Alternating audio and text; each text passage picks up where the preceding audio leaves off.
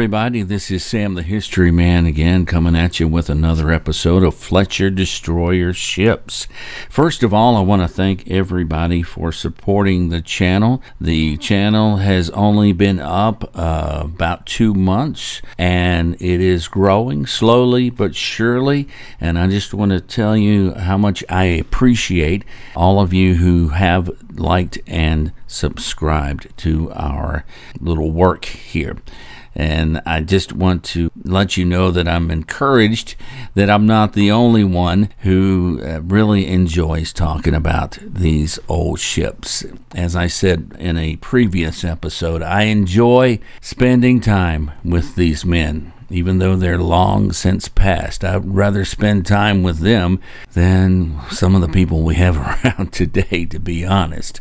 Anyway, we are at the point where we are going to be doing our profile of the USS Kidd. I know there have been at least a dozen or so videos done on the USS Kidd because it does have such a great history to it. But in keeping with my promise to do all of these ships in Destroyer Division 96, I am obliged to include the USS Kidd. In fact, I would be remiss if I did not. And I can't really mention the Kidd without mentioning guys like Park Stevenson and Tim Nesbitt, who worked so hard to keep the USS Kidd Museum going down in Baton Rouge, Louisiana. And I just want to say my hat's off to those guys for the great work they are doing.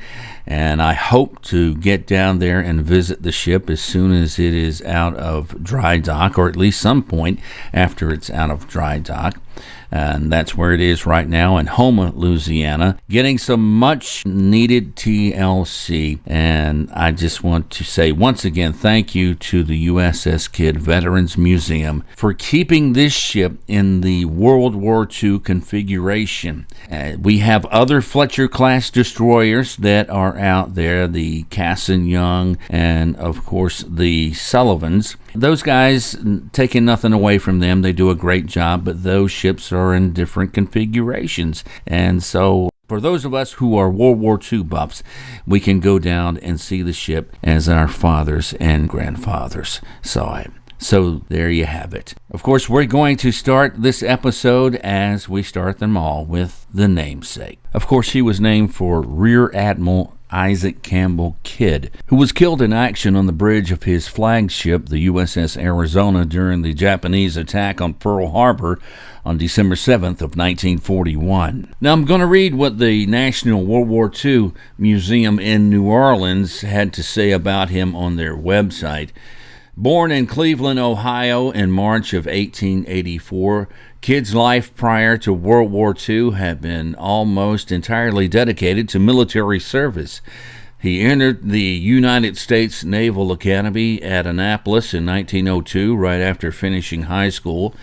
There he was the Academy's heavyweight boxing champion and won a spot on the football team. Graduating 4 years later, Kidd was on the USS Columbia, bearing Marines to the Canal Zone in Panama in 1906, and took part aboard the battleship New Jersey in the Great White Fleet Tour of the World ordered by President Theodore Roosevelt. In 1908, during that tour, he was commissioned as an ensign. 3 years later, he married Inez Gilmore, and they had 2 children. Over the next 2 decades, assignments took Kidd to the Pacific and back to Annapolis to work as an instructor between 1916 and 1917.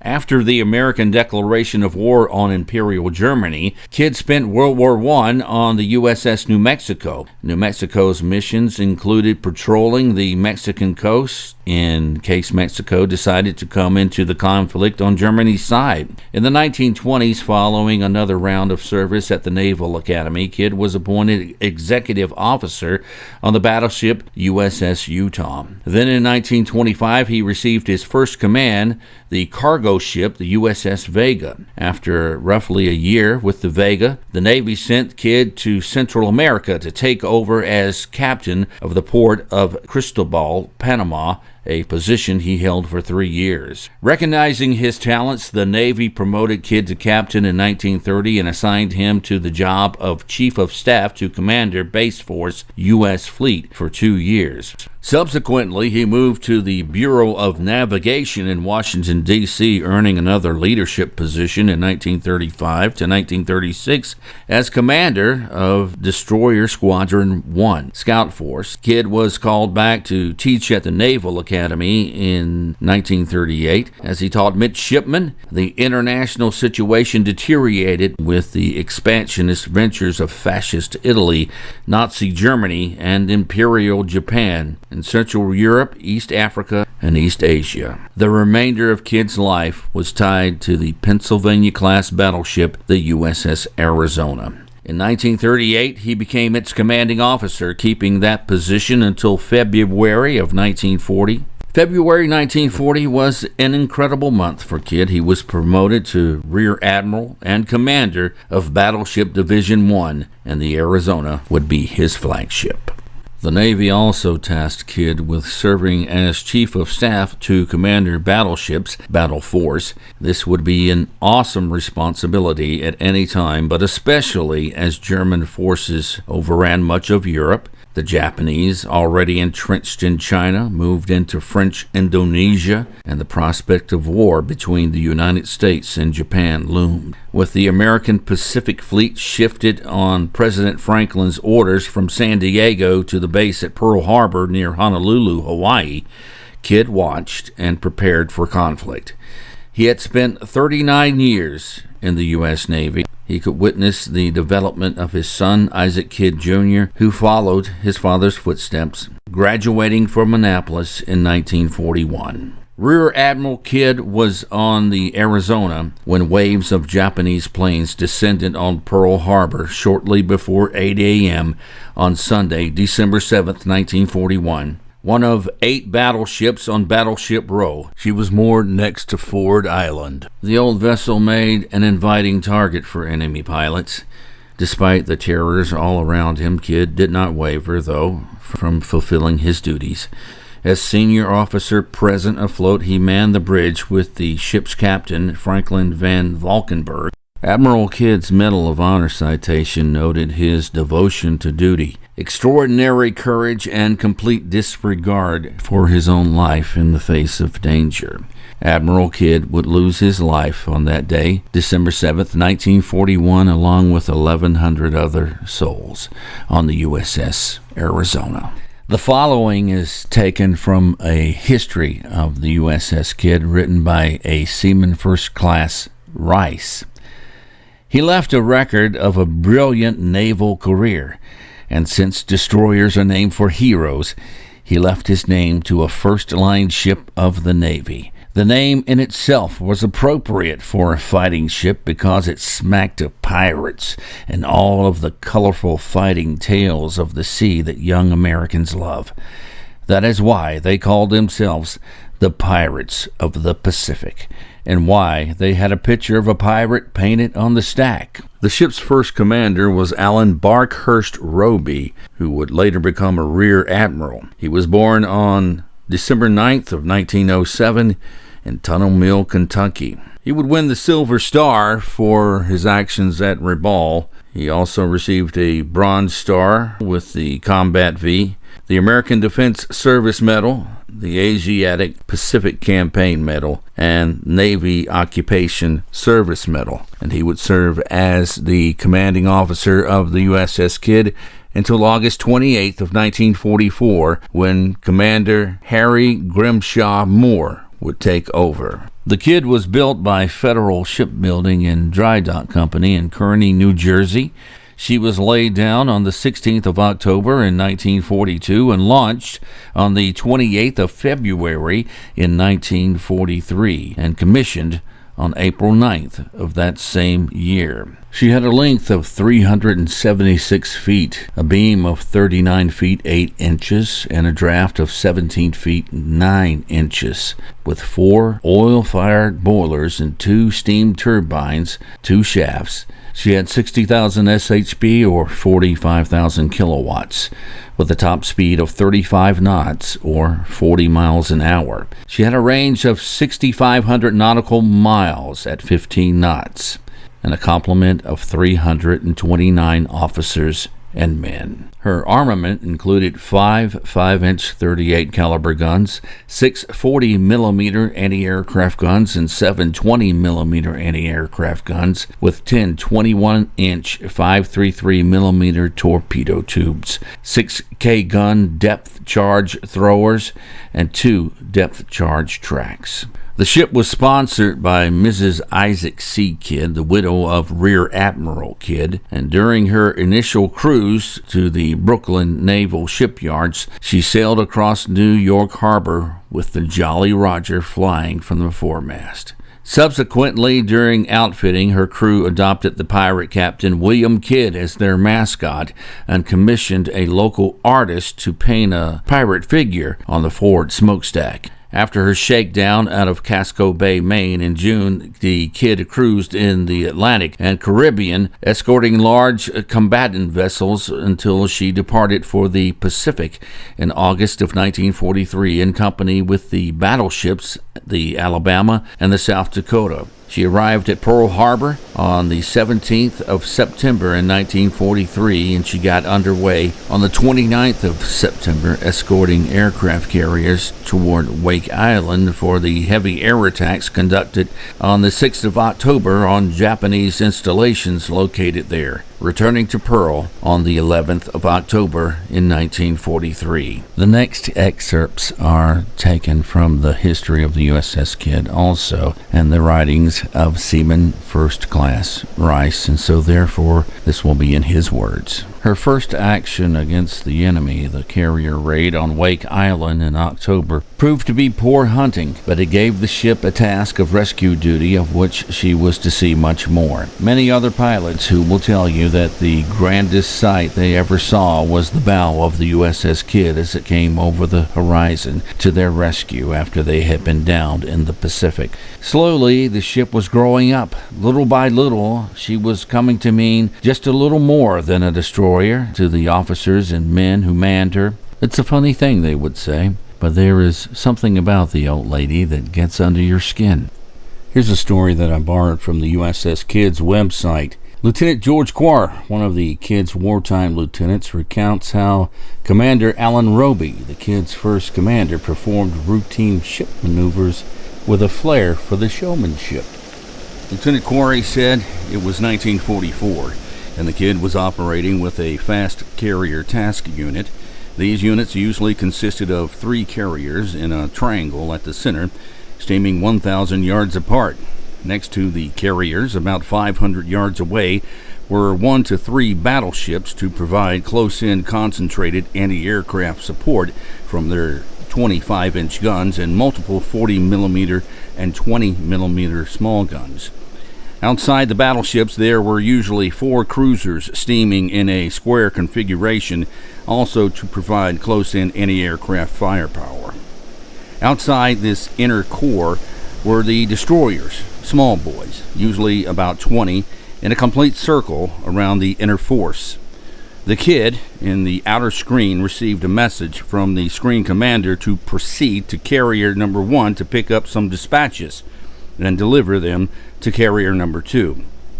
This maneuver was to be undertaken as the entire task unit was steaming along at 15 knots. Captain Roby took the con.